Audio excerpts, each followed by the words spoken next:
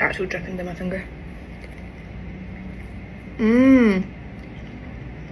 It's delish.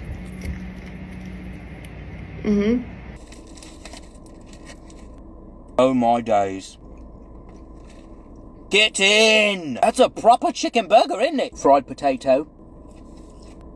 Mate, you're joking. You're joking, mate. That's nice. I like that. Wash it down with some Coke Zero.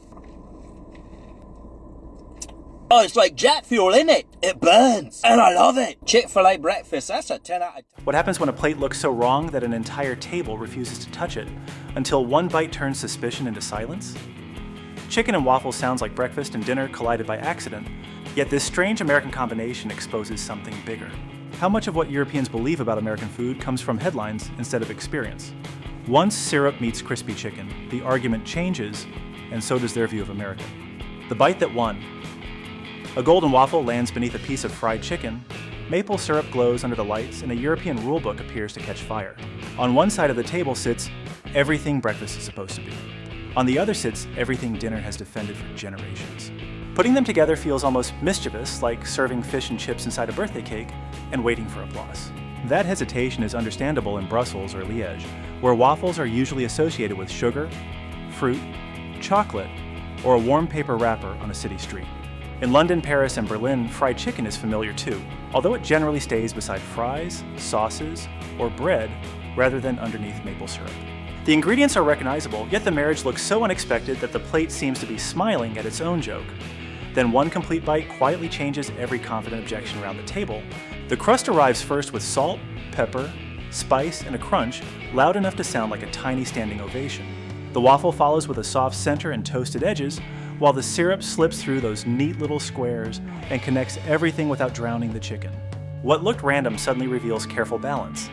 Heat against sweetness, crispness against softness, and rich seasoning against the gentle comfort of breakfast. This is where many visitors arriving for the 2026 World Cup begin questioning the version of America they absorb from distant headlines and online stereotypes. American food is often reduced to enormous portions, bright sauces, and combinations supposedly created without restraint or judgment. Sitting at an American table tells a different story because the boldness has roots in regional cooking, immigrant creativity, Southern traditions, and a culture that treats curiosity as a perfectly respectable ingredient. Chicken and waffles expresses that confidence without needing a speech or an apology. It arrives golden, generous, and completely certain that the person studying it suspiciously will soon reach across the plate for another piece. By the second bite, the fork moves with purpose. By the third, maple syrup has gone from questionable outsider to the most valuable player on the roster. The real comedy begins when resistance disappears faster than butter on a hot waffle. 5 minutes earlier, the combination seemed like a culinary prank. Now everyone wants a photograph, another taste, and the name of a nearby restaurant serving it tomorrow. That transformation reflects something larger about America, because the country experienced in person often feels warmer, more inventive, and more welcoming than the simplified version shown from across the Atlantic. One plate cannot explain a nation, although this one makes an unusually persuasive introduction. Chicken and waffles is playful without being careless, comforting without becoming dull, and generous without forgetting how flavors should work together. It proves American cuisine deserves recognition among the most exciting food cultures in the world. The final evidence is usually an empty plate, a sticky fork, and somebody wondering why this brilliant combination took so long to enter their life. One wing changes everything. The first warning arrives in a basket, glowing orange and looking far too cheerful for something about to rearrange a person's lunch plans. Buffalo wings do not whisper, introduce themselves politely, or wait for cultural permission. They arrive hot, glossy, and surrounded by celery sticks that seem less like vegetables than tiny emergency equipment. That combination immediately feels unusual to first-time European visitors. In London, fried chicken is common, yet it often comes as strips, burgers, or pieces served with fries and familiar sauces. In Berlin, an imbiss may offer currywurst, doner, or schnitzel-style snacks built around direct flavors. Parisian bar food often leans toward charcuterie, cheese, olives, or plates designed to accompany conversation. Buffalo wings, by contrast, turn eating into a full contact negotiation between heat, butter, salt, and pride. The genius lies inside that negotiation because buffalo sauce is built around contrast rather than simple spiciness. The classic formula combines cayenne pepper hot sauce with melted butter, creating a coating that bites first and comforts immediately afterward. Capsaicin activates heat-sensitive receptors that respond to physical warmth, while the fat in butter softens the burn and carries flavor across the tongue. Then blue cheese dressing cools everything down, only to make the next wing feel completely reasonable. That cycle explains why one wing rarely stays one wing. The heat creates tension, the dip offers relief, and the crisp skin brings enough salt and fat to pull the hand back toward the basket. It is not chemical addiction in the medical sense, but it is a beautifully engineered loop of challenge and reward. Buffalo wings are basically a treadmill for taste buds, except nobody complains because the treadmill comes with ranch. America did not merely invent a chicken snack, it built a social ritual around it. The dish is widely traced to Buffalo, New York in 1964, when the Anchor Bar began serving wings coated in hot sauce and butter. 6 decades later, the National Chicken Council estimated that Americans would eat 1.47 billion wings during Super Bowl weekend in 2025. That number is large enough to make every chicken in Europe check the calendar nervously. During the 2026 World Cup, this is the kind of American habit that can surprise visiting fans. A sports bar packed with jerseys, televisions, cold drinks, and shared baskets feels less formal than European dining traditions, yet that informality creates warmth. Nobody needs perfect table manners when everyone is reaching for napkins at the same time. The mess becomes democratic, laughter grows louder, and the stranger beside you starts recommending sauce levels like an old family friend. Buffalo wings reveal why American food remains easy to underestimate from a distance. The plate looks reckless, although the flavor is carefully balanced. The meal seems casual, although the tradition is deeply rooted. The heat appears intimidating, although the experience quickly becomes communal. By the final wing, the celery has lost its emergency status, the blue cheese is nearly gone, and somebody is asking whether the kitchen serves another dozen. The orange takeover. The most suspicious bowl in America may also be the one Europeans finish fastest. It arrives glowing a shade somewhere between a New York taxi and a Friday night football scoreboard, with elbow macaroni buried under cheese so smooth that every noodle seems to have signed the same contract. At first glance, boxed mac and cheese can look almost too simple, especially to visitors raised around dishes that treat cheese with ceremony. In Paris, cheese often arrives with its own board, knife, and proper moment after dinner. In northern Italy, pasta may carry Parmigiano Reggiano, pecorino, butter, or carefully reduced sauce. As Switzerland has Älplermagronen, a hearty mix of pasta, potatoes, cream, cheese, and sometimes applesauce. Europe already understands that starch and dairy belong together, but American mac and cheese removes the formal jacket, loosens the tie, and asks whether everybody would rather eat on the couch.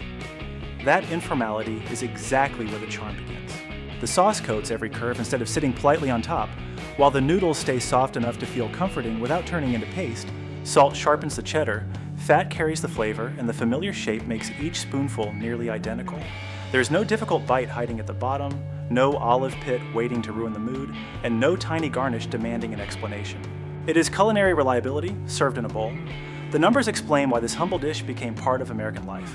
Kraft introduced its boxed macaroni and cheese dinner in 1937, promising 4 servings in 9 minutes for 19 cents, and reportedly sold about 8 million boxes during the first year. That was not elegant restaurant theater, it was affordable food during the Great Depression, later becoming even more useful when wartime rationing made meat and fresh dairy harder to obtain. America did what America often does best, it turned necessity into comfort, then passed the comfort from one generation to the next. That history matters when World Cup visitors encounter the dish in Dallas, Kansas City, Atlanta, or Philadelphia. Headlines abroad may present American food as oversized, artificial, or careless, yet an ordinary family table tells a warmer story. Mac and cheese appears at cookouts, holiday dinners, church gatherings, school cafeterias, and late-night kitchens because it welcomes nearly everyone without asking for a dress code. Some versions wear smoked Gouda and breadcrumbs, others arrive straight from the blue box, proudly unchanged. The addictive quality comes less from shock than from trust. After a day of stadium noise, unfamiliar roads, and enough walking to make any European regret fashionable shoes, that creamy bowl feels like the edible version of finding an empty seat. Visitors may laugh at the color, then protect the last spoonful like it carries diplomatic immunity. American cuisine is often judged by its loudest examples, although its strongest dishes usually succeed for quieter reasons. Mac and cheese endures because it is warm, generous, affordable, adaptable, and completely uninterested in impressing anyone. Then the bowl comes back empty, and suddenly nobody remembers why the orange looks suspicious. The biscuit trap. The first culture shock is not on the plate, it is hiding inside the word biscuit. To a visitor from Britain, a biscuit belongs beside tea, snaps when broken, and usually arrives from a tin. In America, especially across the South, the same word can mean a warm, buttery round of bread large enough to carry breakfast by itself. Then someone splits it open, covers it with white sausage gravy, and creates a dish that looks like a snowstorm hit a bakery. The appearance causes understandable hesitation. In Paris, breakfast may mean a croissant and coffee. In Vienna, laminated pastry comes with careful layers and a polished display case. In London, gravy usually belongs near roast meat, potatoes, or a Sunday lunch, not poured over something sharing a name with a cookie. Yet the American version has no interest in defending itself through elegance. It simply sits there, steaming, peppered, and confident that the spoon will settle the argument. What makes it so difficult to stop eating is texture engineering disguised as farmhouse simplicity. Southern-style biscuit flours can contain roughly 8 to 9% protein, compared with about 12 to 14% in many bread flours. Less protein means less gluten development, so the biscuit stays tender instead of turning chewy. Cold fat creates tiny pockets in the dough, steam lifts the layers, and the outside browns while the center remains soft enough to pull apart with 2 fingers. Then the gravy completes the trap. Sausage drippings meet flour and milk, black pepper cuts through the richness, and every crumb becomes coated without losing its shape. The biscuit absorbs just enough gravy to become silky, while the browned edges keep a little resistance. It feels less like a sauce added on top, and more like 2 foods built to rescue each other from dryness. That practical design has deep Southern roots. Food historians commonly connect biscuits and gravy with working-class cooking in late 19th century Appalachia and the American South, where flour, milk, and meat drippings could turn modest ingredients into a hot, filling breakfast. The dish was never created to pose for a menu photograph. It was created to keep people going through long mornings, which may explain why it still feels unusually generous. For World Cup visitors eating in Atlanta or Kansas City, this breakfast can reveal a side of America that dramatic headlines rarely capture. The plate is inexpensive, unfussy, and served with a kind of hospitality that assumes nobody should leave hungry. European cafe culture often values restraint and presentation. The American diner places comfort first and lets the napkin handle public relations. The funniest part is how quickly the language problem disappears. A British visitor may begin by insisting that this cannot possibly be a biscuit, then spend the final minute using one last piece to collect every streak of gravy. By that point, the dictionary has lost jurisdiction, the plate is nearly polished clean, and America has won another cultural argument without raising its voice. America's purple secret. A sandwich made from peanut butter and jelly looks too childish to deserve debate, yet it turns European visitors into believers. The bread is soft, the filling is purple, and peanut butter clings to the roof of the mouth with the confidence of a parking boot. Nothing resembles the displays of Paris, Copenhagen, or Vienna, which is why the first bite becomes a surprise. In Amsterdam, toppings on bread are hardly unusual, since Hagelslag sends chocolate sprinkles across buttered slices before school. In Denmark, rugbred carries cheese, cold cuts, eggs, or fish with seriousness. A French tartine may arrive with butter and preserves kept apart, as though each ingredient signed a peace treaty. PB&J ignores that diplomacy and presses everything together until sweetness, salt, softness, and stickiness become one compact machine. That compactness explains much of its enduring appeal across American life. Jelly provides fruit flavor and sweetness, while roasted peanuts add salt, fat, and a toasted note that keeps the sandwich from tasting flat. Soft bread removes resistance, so every bite delivers the same balance. There are no bones, loose toppings, or sauces escaping down a sleeve during a train ride or walk toward the stadium. It is lunch designed with the confidence of a pickup truck cup holder. Peanut butter carries unusual cultural weight in everyday American life. The National Peanut Board has reported that Americans consume roughly 3 pounds of peanut butter per person each year, which explains why the jar feels less like a condiment and more like kitchen furniture. The sandwich became familiar in 20th century lunchboxes because it was inexpensive, portable, filling, and easy enough for children to assemble without turning the kitchen into a disaster zone. World Cup visitors expecting every American meal to arrive stacked like a Las Vegas buffet may find this humble sandwich more revealing than an oversized burger. It shows a country that values convenience without surrendering pleasure. The ingredients are ordinary, yet the combination is tuned so precisely that one half becomes 2, while a second sandwich begins forming before anyone admits the first was excellent. Its addictive quality does not come from luxury, spectacle, or a chef's dramatic technique. It comes from repetition that never becomes dull, because every bite shifts depending on where the jelly gathers or how thickly the peanut butter was spread. Toasting adds crunch, grape jelly brings nostalgia, strawberry feels brighter, and crunchy peanut butter introduces enough texture to start a family argument at the table. From across the Atlantic, American food is often judged by its loudest creations and photographed at excessive angles. PB&J quietly ruins that stereotype by being modest, clever, comforting, and difficult to dislike once the proportions are right. The sandwich asks for no ceremony, survives a backpack, costs little, and delivers satisfaction that makes someone pause after the final bite. By then, the purple filling no longer looks childish or remotely strange. It looks like America solved lunch with 2 jars and refused to make a speech about it. The stick wins. A sausage on a stick should not be able to cause an identity crisis, yet the corn dog manages it before lunch. Europeans recognize the sausage immediately, then notice the sweet cornmeal coat, the wooden handle, and the complete absence of a plate. It looks as though a Vienna sausage wandered into a county fair, borrowed a yellow winter coat, and decided it no longer needed cutlery. That is precisely why the corn dog works. In Vienna, a Käsekreiner may be sliced and served with mustard and bread. Berlin's currywurst arrives chopped beneath curry ketchup, usually with a small fork. Prague's klobasa is hearty street food, but it still behaves like a sausage. America takes the same basic idea, seals it inside batter, deep fries the entire package, and turns lunch into something you can carry while checking a score, waving a flag, or arguing about a referee. No linen napkin or silverware is required because American efficiency has already packed the entire experience into one hand. The cleverness is not merely the stick. Cornmeal brings a gentle sweetness that softens the sausage's salt and spice, while hot oil creates a crisp shell around a soft center.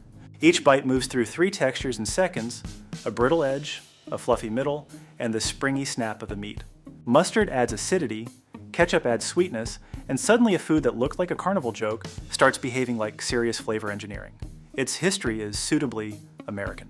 German immigrants helped popularize sausages across the United States, while several inventors and vendors later claimed versions of batter-coated hot dogs. Fletcher's original State Fair corny dogs began selling its famous version at the State Fair of Texas in 1942. The company has said it now sells roughly 500,000 corny dogs during the fair, which is an impressive result for a meal whose serving dish is technically a stick. For World Cup visitors passing through Dallas, that detail matters. European street food often reflects centuries of local habit.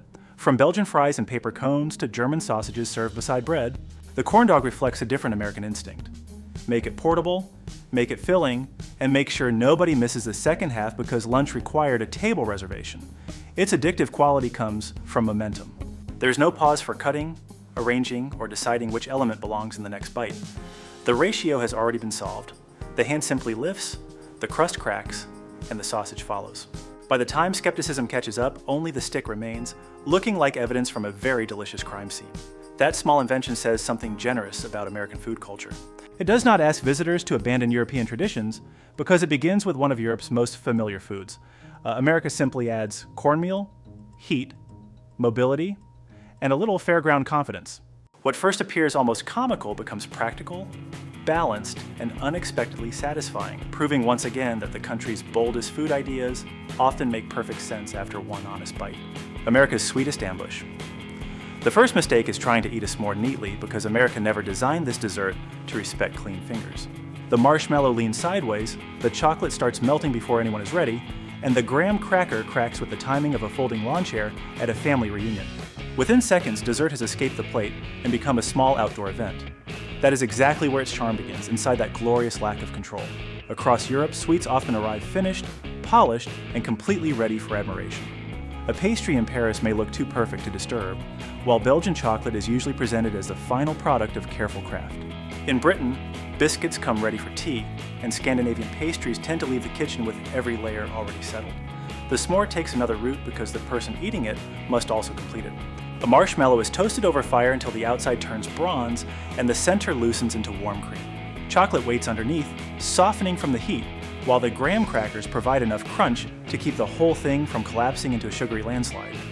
The pleasure comes from that brief window when every texture is changing at once. Wait too little and the chocolate stays firm. Wait too long and the marshmallow becomes a sticky escape artist.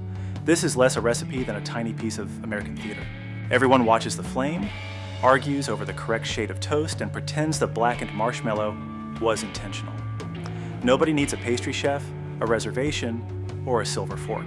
A fire, 3 ingredients, and a little patience are enough to make strangers compare techniques like backyard pitmasters discussing brisket. The ritual has deep roots in American outdoor culture and childhood memory. The earliest widely cited published recipe appeared in the 1927 Girl Scout Handbook, Tramping and Trailing with the Girl Scouts, where it was called some more. Even the name understood human behavior perfectly because almost nobody finishes one and calmly announces that the experience is complete. The first creates the mess, while the second feels necessary for quality control. For visitors traveling through the United States during the 2026 World Cup, s'mores can reveal something headlines rarely explain. American pleasure is often participatory, with everybody becoming part of the scene. People do not simply purchase the finished moment. They gather around it, make it themselves, laugh when it goes wrong, and remember the evening partly because somebody dropped chocolate on a sweatshirt. The addictive pull comes from far more than sugar alone. Wood smoke clings to the cracker, melted chocolate slows every bite, and the toasted surface adds a faint bitterness that keeps the sweetness from behaving like liquid candy. Warmth, smoke, texture, and company become part of the flavor, which is why a restaurant version can taste excellent, yet still miss the point. A s'more belongs to summer camps, backyards, lake houses, and late conversations when nobody wants the fire to die. Europe perfected many desserts through precision, discipline, and generations of craft. America created one that becomes better through shared imperfection, and that may be the sweetest surprise of all. America's food rarely asks to be understood from a distance. It asks to be tasted with an open mind. From chicken and waffles to s'mores, every surprising bite reveals a country shaped by courage, comfort, invention, and generosity. Perhaps that is why so many visitors arrive with doubts, but leave carrying cravings, memories, and a softer view of America. Which American dish would you serve to change someone's mind? Share it below and subscribe for more unforgettable discoveries across America.